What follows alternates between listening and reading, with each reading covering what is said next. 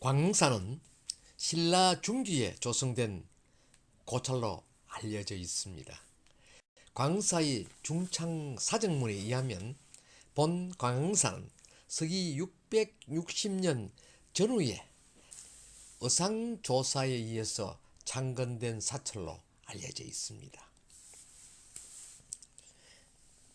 또 동기록에는 470여 칸에 달하는 그러한 가람이 조성되어 있다, 그러한 기록이 남아있고, 또 특히 이 사찰은 거대한 소조불이 조성되어 있는 그런 사찰로 알려져 있죠. 자, 그러면은 영상을 통해서 현장을 살펴보도록 하겠습니다. 이 응진전 내부에는 앞에서 볼 수 있는 바와 같이 중앙에 석가모니 부처님을 중심으로 해서 사방 그 전세의 불, 또 미륵불, 그리고 석가모니 부처님의 2대 제자분이 각각 이렇게 앉았거나 서서 신앙자들을 맞이하고 있습니다. 이 석가모니 불상은 머리 부분에, 보편적으로 정수리 부분에 육계가 볼록 이렇게 나오는 것이 신라 시대 이후의 한국 그 불상의 전형적인 모습입니다. 그러나 이 불상의 형태는 마치 생일잔치를 할 때 꽃갈 모자를 쓰는 것과 같은 그런 모형을 하고 있다는 것이죠. 여러 문헌에 그서 검토해 본 결과 이 부처님의 머리 부분, 정수리 윗부분의 모양은 중국의 원나라 시대 때 흥했던 그러한 불상의 두부의 형식과 같다는 것이죠. 그래서 최소한 이 부처님의 조성 시기는 고려 시대로 앞당겨서 볼 수가 있습니다.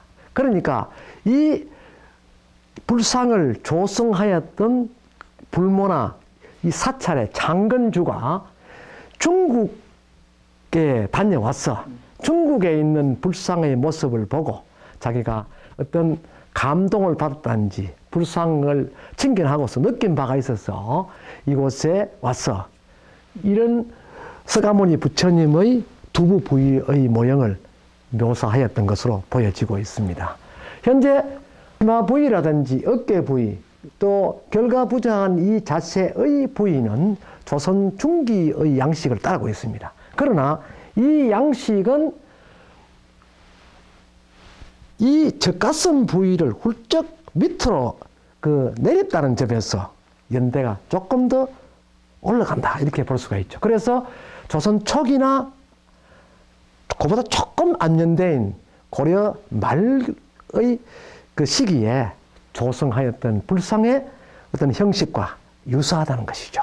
그래서 이 재질은 토불입니다만은 토불의 양식으로서는 규모가 비교적 경주 기림사에 봉안되어 있는 불상과 더불어서 국내에서 아주 대형 불상으로 이렇게 보여진다는 것입니다. 이제 제가 여기 부임하고 온 이후에 이제 특이한 어떤 이런 점들이 바로 이제 여기 광흥사 내 응진전이라는 거죠. 그래서 이제 그 건물 배치에 맞지 않게 너무 이 부처님이 크게 이렇게 모셔져 있고, 그래서 이제 지금 부석사의 아미타 부처님이라든지 여기 보면 똑같은 소조 LA 자상인데 그 법당 규모에 비해서 여기는 너무 규모가 크다라는 거예요, 부상이. 그래서 얼마 전 이제 제가 이 얘기를 들었던 이 마을에 있던 분한테 들었던 내용인데, 약 한 40년 전에 이 근처에 있는 이 풍산에 있던 부처님을 이렇게 이제 이유는 해왔다라고 이 얘기를 제가 들었었습니다. 네, 아 그러시구나. 이 부처님의 그 왼쪽 손을 보면은 지금 그 중품 중생일을 하시려고 이렇게 잡고 있습니다. 그러니까 석가모니 부처님으로서의 모습을 그대로 표현을 했고, 근데 전반적으로 삼존불 부처님이 체구가 풍만하지 않습니까? 위로 풍만한 게 아니고 옆으로 풍만하지 않습니까? 이런 그 풍만한 어떤 그 모형은 국내에 보기가 힘이 듭니다. 그러니까 이 모형 형태는 앞에서 말씀드린 바와 같이 중국의 어떤 불상의 풍을 따른 그런 조형기법이 아닌가 이렇게 생각을 하죠. 하고 특히 제아가라 그 부처님을 보면 이 턱부분이 아주 넓고 쭉 이렇게 앞으로 나와 있습니다. 나와 있고 이 부처님도 아주 풍만하거든요. 그러니까 신도들이 탁 보면 넉넉한 어떤 그 마음을 갖게 하는 것이죠. 그 신앙자뿐만 아니라 이 부처님을 모실 때는 반드시 신앙자를 위해서 부처님 모시는 거 아니거든요. 국태민안을 위해서, 나라를 위해서 하는 경우도 있고, 또 국가의 그 최고 그 지도자인 국왕을 그 안위를 위해서 기원하기 위한 그런 어떤 사찰로 이래 그 부처님 모시기도 하는데, 이 부처님의 상호를 이렇게 봤을 때는 국태민안인지 그 나라의 반석이 튼튼하게 하기 위한 어떤 그런 기원의 모습이 아닌가 이런 걸 생각했을 때는 아마 고려시대 때 양식을 따르지 않았나 이렇게 보아집니다. 풍은 이 형식은 보아지는데 만드는 조형 기법이라는 묘사법은 그 우리나라의 그 어떤 그 묘사 기법이라기보다는 그 중국 큰 나라의 어떤 기법을 따라서 그 불교의 종주국인 그 티베트 쪽이나 이쪽 쪽에 부처님의 어떤 풍만한 어떤 모습을 그대로 도입해 왔는 게 아닌가 그런 생각을 할 수가 있어서 국내에서 만들고 국내에서 조각을 하고 이렇게 했는 그 토조불상으로서 이러한 조형 기법을 가진 것은 아주 독창적이라는 것이죠. 그 광사만 와서 청결할 수 있는 부처님이라는 것에 대해서 광사만의 자랑이고 우리나라에서 이런 풍만한 넉넉한 부처님을 보려면 역시 광사여야 되고 또 경중하면 석굴암을 가야 된다. 이런 생각을 제가 연구를 하면서 해보았습니다. 지금 앞에 보이는 부처님은 이 응진전에 봉안되어 있는 16나님 건석입니다. 모두 42점입니다. 보시면은 여기 나님이 이렇게 어떤 형상을 용을 쥐고 여유주를 쥐고 용을 희롱하고 있는 모습이 있는가 하면은 옆에는 박수를 치고 있는 동자님이 있다는 것이죠. 그래서 동자님과 나님이 있는 경우는 흔치 않습니다. 물론 조선 하대에 와서는 나님을 조성할 때는 동자와 나님을 각각 조성해서 균형을 잡게 했는데 조선 중기 이전에는 극히 보기 힘들었다는 것이죠. 보편적으로 그 시대에는 명부전에 그 시황님을 모시고 시황님 옆에 좌우의 공간에다가 그 동자님을 별도 보관했다는 것이죠. 다시 말하면 동자는 검사 역할을 하고 시황님은 판관 역할, 또 지장보살님은 변호사 역할을 하는 하나의 법정이라는 것이죠. 법당이 이전에 하나의 재판하는 법원의 그 재판소와 같은 그런 형식을 만들어 놓은 것이 명부전의 형상입니다. 그러나 이와 같이 응진전에 조성해 놓은 그 나님의 그 배열에서는 이와 같은 형태의 모습을 보기가 극히 이례적이라는 것입니다. 그래서 이러한 그 배치 형식도 역시 광사만의 특징이 있는 그러한 모습이다. 또 광사만의 독창성을 부여하였다. 이렇게 볼 수가 있습니다. 이 나님 개별상 하나가 소조로 되어 있지만 엄청난 무게에 키가 평균적으로 1m 20 또는 30 정도 되는 대형입니다. 이런 대형을 소조로 조성한 그러한 불상의 조각 형태는 국내에 아주 희귀하다는 것에 대해서 역시 광사에서만 볼 수 있는 아주 특이한 어떤 모습이다 하는 데서 광사는 불교 미술을 그 시대에 새롭게 창출해 놓은 그 모습을 그대로 전승해 놓은 보물창고다 이렇게 볼 수가 있습니다. 여기에 대해서 범종 주의스님께서 이곳에 부임하시고 난 이후에 이 불상 나님의 그 형태를 보시고 어떤 느낌을 가지셨는지 잠깐 들어보겠습니다. 이제 우리나라에 이렇게 큰 이 나하님이 이렇게 있는 것은 거의 드문 어떤 이런 곳입니다. 그래서 이렇게 1m 한 20에서 30 정도 되는 나하님이 있는 것은 아마 이 광흥사뿐이 없지 않나. 그렇습니다. 생각이 네. 듭니다. 네. 그래서 제가 처음 여기 부임에 와서 이렇게 나한전을 이렇게 봤을 때, 야, 정말 특이하다. 그리고 이 동자를 이렇게 같이 이렇게 모시는 이런 곳은 거의 내가 보지를 못했던 어떤 이런 것이었습니다. 그리고 앞에 보면 판관상이라든가 인왕상 뭐 이렇게 같이 모셔져 있는 이런 공간들은 아마 여기뿐이 없지 않나 이런 생각이 듭니다. 예. 방금 스님께서 국내에 큰 사찰을 두루 이렇게 주석을 하셨는데, 스님이 다니시면서 본 바에 의하면 이와 같이 소조상으로서 나님을 대규모 상으로 이렇게 조성해 놓은 곳은 극히 이례적이라는 그런 말씀을 하셨고, 이제 이 배치에서 다소 옷을 새로이 입혀드리면서 배치하는 과정에서 흔들리는 그런 감이 있습니다. 왜냐하면 서로 이제 조화가 되지 않는 부분이 있습니다. 예를 들면은 이렇게 큰 학을 나님이 잡고 있습니다. 절대 꼼짝하지 말고 조용해라.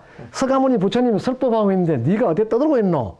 깨깨거리지 마라 하면서 이 학의 두둑 목을 쥐고 꼼짝을 못하도록 꽁지를 누르고 있습니다. 그런데 동자님은 박수를 친다는 것은 그게 안 맞거든. 그래서 동자님 박수 친다는 것은 뭔가 환희적이고 구해줄 때 그거 잘하셨습니다 감히 환호를 해주는 거다. 그러니까 이 상의 배치도 뭔가 잘못된 게 아닌가 보고, 여기도 용을 꼼짝 못하도록 이제 용은 여의주가 생명이거든요.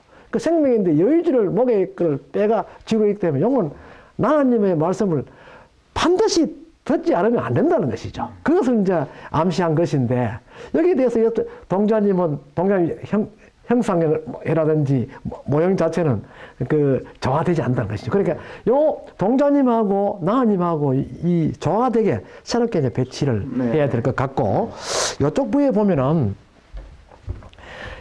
보편적으로 16나은은 돌면서 이렇게 예불 하는 것이 아닙니다. 중앙에 하고 이렇게 각도는 바깥 이래 하고 때에 따라서는 한 번씩 이래 보기도 하는데, 명부전에는 각 시향마다 돌면서 절을 합니다. 탑이나 이런 탑도 역시 그 안에 사리가 들어있기 때문에 돌면서 이렇게 하는데, 여기는 중앙에 반드시 설법하는 석가모니상이 중앙에 있어야 돼. 앞에 있는 것이 아니고 중앙에 탁 앉아가 뭔가 설법하는 걸 전부 뒷끝자로 이렇게 앉아가 경청을 하고, 밖에 인왕상은 지키고 있는 거죠. 그런 상이라면은 이 중앙 부위에 석가모니상이 모셔져야 된다는 것입니다. 구색을 맞춘다면 그래야만이 문화재적인 가치, 전체 공간에서 문화재적 가치를 볼 수 있고, 이 하나하나의 조형은 특이하기 때문에 더 이론할 필요가 없습니다. 그래서 이 부분에 제 생각 같으면 밖에 있던 연화하대석의 부처님을 여기에 별도로 모시고, 앞에 있는 큰 부처님은 별도의 정가를 웅장하게 저가 모시는 게 바람직하지 않나 보고, 문화재 지정되고 나면 가능하니까 하고, 이렇게 하면 될 것 같습니다. 이 부처님의 등 뒷부분이 이렇게 크니까 이 큰 공간을 이용해서 여러 가지를 이제 수장할 수 있죠. 복장에 수장할 수 있고, 여기에다 지난번에 말씀하셨다시피 훈민정 회례문도 넣을 수 있고, 그보다 더 중요한 문수도 사찰에 숨겨놓으면 아무도 모른다는 것이죠. 신도들 늘 내보라고 했기 때문에 신도들을 늘 지켜주고, 밤에는 부처님 지키기 때문에 절대 잃어버리지 않는다 하는 그런 어떤 생각을 할 수 있기 때문에 이런 것에 숨겨놓고, 또 독을 보면 범죄인들은 그런 걸 모른다는 것이죠. 그래서 아마 이 광흥사가 그런 중요한 문서를 보관하였던 그런 적이 있다는 것도 가능성이 충분하다 이렇게 저는 봅니다. 예. 이 탑은 학가산 광흥사, 즉 안동시 서우면에 자리한 학가산 광흥사의 응진전 앞에 모셔져 있는 삼청석탑의 부재입니다. 이 부재를 자세히 들여다보면은 요 부위가 연화대석입니다. 그래서 연화대석 위에 삼청석탑이 봉안되어 있다는 것은 격에 맞지 않다는 것이고 국내에도 이런 양식은 볼 수 없다는 것이죠. 그리고 이 삼청석탑에 옥괴석 2개가 남아 있는데 이 옥괴석 2개도 이 상단부에 있는 옥괴석과 여기에 있는 옥괴석의 주름의 간격이라든지 형식이 다른 것으로 봐서 동탑일 가능성은 거의 없다는 것입니다. 그리고 이 두 번째 탑의 신으로 보이는 이 팔각형의 원통의 석주도 이 탑의 본래의 것이 아니고 잘 보시면 앙년석, 우러러볼 앙자입니다. 그 위에 있는 앙년석과 엎드려 있는 복년석과 요 사이에 이 중석이 들어갔다는 것이죠. 그래서 불쑥 이렇게 띄어진 부분을 연출했는데 이 탑을 이렇게 모형을 갖추면서 여기에다가 이 부분을 별도로 빼내어서 이렇게 맞추었다는 것이죠. 그리고 이 앙년석의 모습과 복년석의 모습을 보면 아주 화려하고 연꽃의 줄기와 잎이 생동감이 있습니다. 그러니까 활짝 피어서 막 이렇게 피어오르는 마치 살아있는 연꽃의 형상과 거의 같다는 것이죠. 이러한 조형, 요 하나하나 조각했는 그 묘사 기법은 통일신라 하대의 양식으로 보여진다는 것입니다. 그래서 이 광흥사의 통일신라 하대의 석조물로 보이는 이 연화대석은 바로 광흥사의 존재가 통일신라 이전에 존치되어 있었다는 것을 증명할 수 있는 유일한 자료로 이렇게 보아집니다. 예, 어떻게 해서 이 자리에 이 연화대석이 언제부터 삼청석탑을 이고 있었는지는 알 수 없습니다. 그러나 이것이 언제부터 이 자리에 있었다 또 이 자리에 옮겨졌다 하는 이야기를 범종 스님, 이곳의 주지 스님이신 범종 스님의 증언을 들어보도록 하겠습니다. 자, 스님, 여기 대해서 뭐 여러 그 신도들이나 지역 주민들한테 이야기 들은 적이 있죠. 네. 이제 제가 이제 여기 왔을 때도 이제 실은 의문점이 뭐였나. 예. 여기에 보시면 이제 여기 격에 맞지 않는 삼청탑이어서. 네, 그렇죠. 저는 이제 이 밑에가 혹시 부도의 어떤 그 부분을 이렇게 굴러다녔던 것을 모셔놓고 올려놓지 않았나 이런 생각을 했었습니다. 네. 그래서 이제 우리 김종국 교수님께서 오셔서 이것은 그런 부도가 아니고 이 자대다, 부처님 자대다 라고 얘기를 했을 때 그렇게 보니까 이게 부처님 자대가 맞다라는 것을 알게 됐던 거죠.